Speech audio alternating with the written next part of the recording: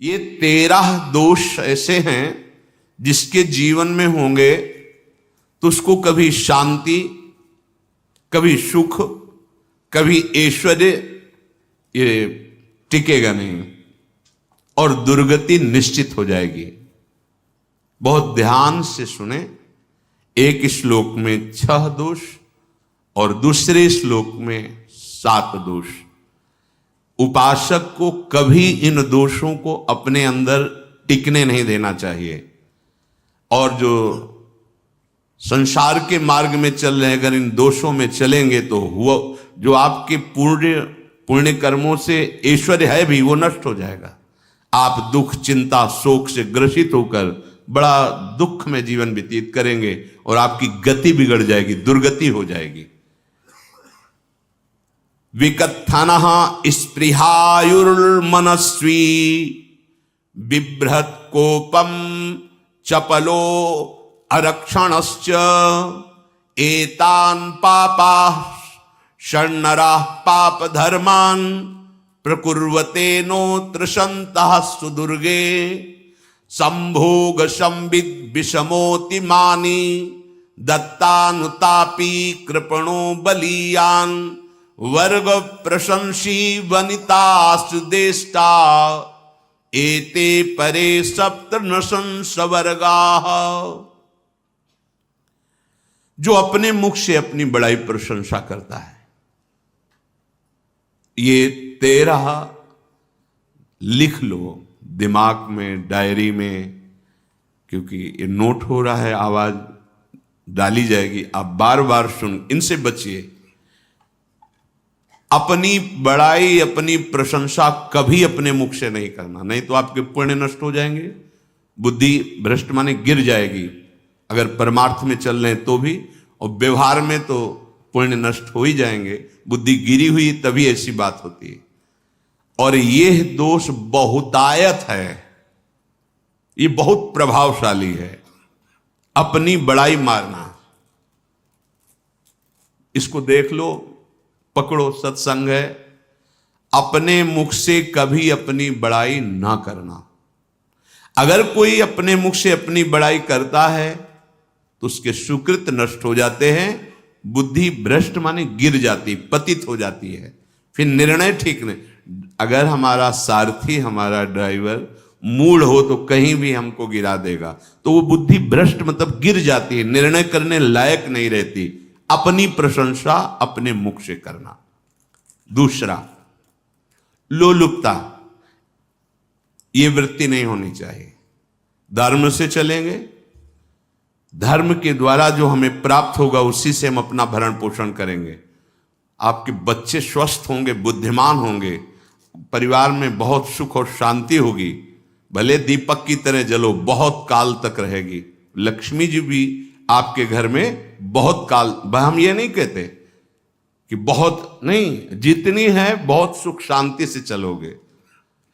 अगर लोलुपता करोगे, हिंसा, छल कपट, व्यभिचार, चोरी, ऐसे धन आ जाए, वो आएगा, लेकिन वो हाइलोजन की तरह आएगा, एकदम प्रकाश और फ्यूज, बिल्कुल अंधकार करके जाएगा। देख लेना, तुम्हारे जो सुख के हेतु हैं, तुम्हारा शरीर, तुम्हारे बच्चे, तुम्हारी पत्नी, तुम्हारा परिवार, उसको देख के तुम रात दिन जलोगे बिना आग के। ऐसे उनके आचरण होंगे, ऐसे उनके अंग होंगे, ऐसे उनके दिमाग होंगे, ऐसा उनका व्यवहार होगा। ये लोलुपता अगर उपासक में या किसी में है तो उसको नष्ट कर देती है। सावधान। तीसरा, यदि आपका अपमान होता है तो आपको उसे सहन करना होगा, उससे आपके पाप नष्ट हो जाएंगे। जो तनिक सा भी अपमान होने पर बहुत क्रोध करके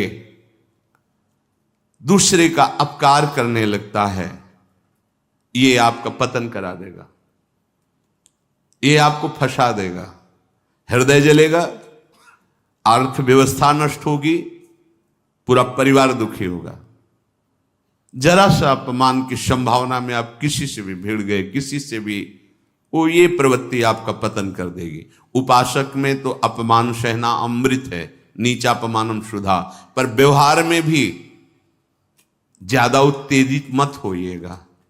ये तो कुछ मिनट की बात है, अगर आपने उसे मारा पीटा, रिपोर्ट हुई कानून की, ओ फंसते चले जाओगे, अर्थ जाएगा, समय जाएगा, चिंतन जाएगा, बहुत तरह से हानि हो जाएगी। अगर आप सह गए तो आपका सहना उसके लिए आग बन जाएगा। उमा क्षमा साप होते भारी, तुम्हें दंड देने की जरूरत नहीं, उसका एक कर्म ही उसे दंड दे देगा। आप शांत हो जाइए, आप सत्संगी हैं, आप शांत रहिए।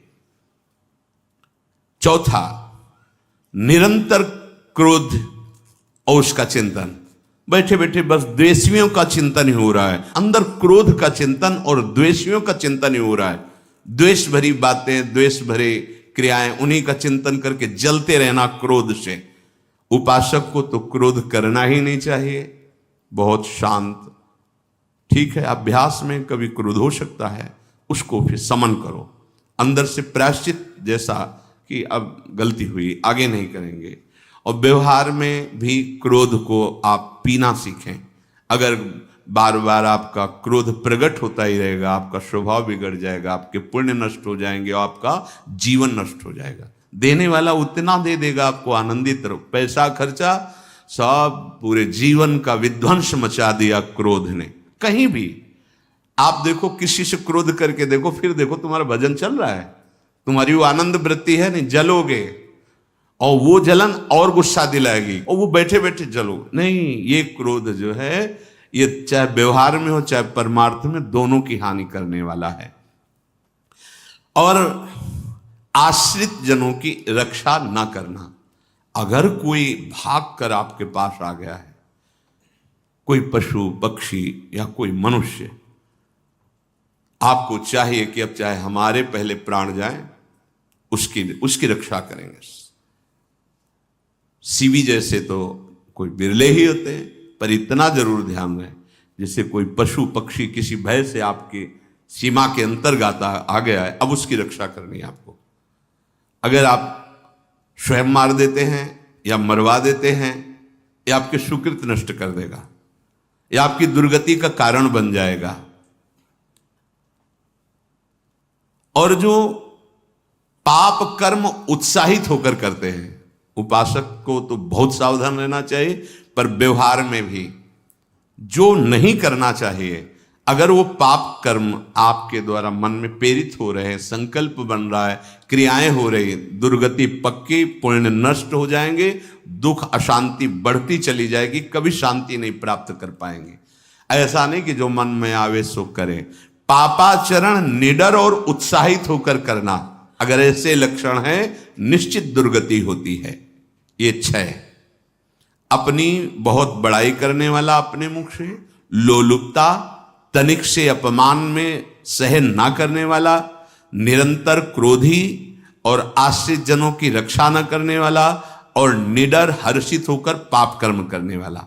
दूसरे श्लोक में 7 है, 6 7 हो। 1, संभोग का ही चिंतन करना, संभोग में ही मन लगाना, संभोग दूसरी स्त्रियों के साथ करने की भावना रखना। संभोग पहला है, संभोग।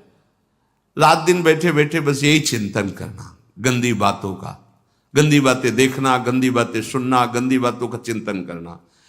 फिर अन्य माताओं बहनों के प्रति काम दृष्टि से देखना, कोई आ जा रही है तो दृष्टि से, काम भाव से देखना, भोग बुद्धि से देखना, निश्चित पुण्यनाश दुर्गति। बड़े बड़े उदाहरण इतिहास में हैं जिन्होंने ऐसा दृश्य नेत्रों से देखने की चेष्टा की, मन में संकल्प किया भोगने का, नष्ट हो गए, चाहे वो कितने बड़े प्रतापी हो। ये दुर्योधन कोई साधारण थोड़ी है, भगवान व्यास देव जी के द्वारा ही तो लो, भगवान व्यास देव जी ही इसकी उत्पत्ति का कारण है।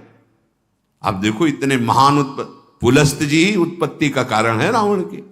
बस यही ऐसे दोष हैं जिनके कारण जीव नष्ट हो जाता है। ठीक है, धर्मयुक्त काम भगवान ने आदेश किया है, आपका पाणिक ग्रहण संस्कार हो गया है, संतानोत्पत्ति की भावना से कुछ पवित्र तिथियों का त्याग करते हुए चर्चा में हुई है। एक नियम है, एक आदेश है शास्त्र का।